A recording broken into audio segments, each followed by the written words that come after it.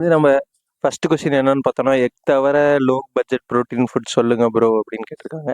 அதாவது எக் தவிர நம்ம பட்ஜெட் ஃப்ரெண்ட்லி புரோட்டீன் சோர்ஸ் பார்த்தோம்னா வந்து ரொம்ப கம்மி. ஏன்னா எக்கோட வந்து புரோட்டீன் சோர்ஸ்ன்றது வந்து ரொம்ப லோ காஸ்ட்லியுமே பயோ அவைலபிலிட்டின்னு ஒன்று சொல்லுவோம். அதாவது நம்ம எவ்வளோ புரோட்டீன் பாடியில் வந்து அப்சர்வ் ஆகுது அதை பற்றி. பயோ அவைலபிலிட்டி வந்து எக்கு தவிர வந்து லோ பட்ஜெட்ல வந்து வேற எதுலேயுமே ரொம்ப அதிகம் கிடையாது.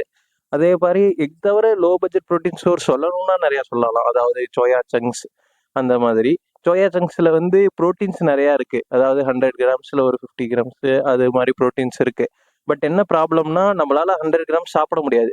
100 கிராம் சோயா சங்க்ஸ் வந்து நம்ம ஊற வைக்கிறதுக்கு முன்னாடி பார்த்தோம்னாலே இவ்வளவு இருக்கும். அது ஊற வச்சதுக்கு அப்புறம் இன்னும் அதிகமா இருக்கும். இதுவே நம்ம 100 கிராம்ஸ் ஆஃப் எக்குன்றது, அதாவது அதே கிராம்ஸ் ப்ரோட்டீன் வரதுக்காக எக்கோ இல்லை சிக்கனோ வேற ஏதாவது சாப்பிடும்போது அது இந்த அளவுக்கு சாப்பிட வேண்டிய அவசியம் இருக்காது. அதாவது நீங்க பட்ஜெட் ஃப்ரெண்ட்லியா வேணும்னு கேட்டிங்கன்னா பச்சை பயிறு இருக்கு, அப்புறம் இதெல்லாம் இருக்கு. ஆனா வந்து நம்ம பட்ஜெட் ஃப்ரெண்ட்லியா பார்க்குறப்ப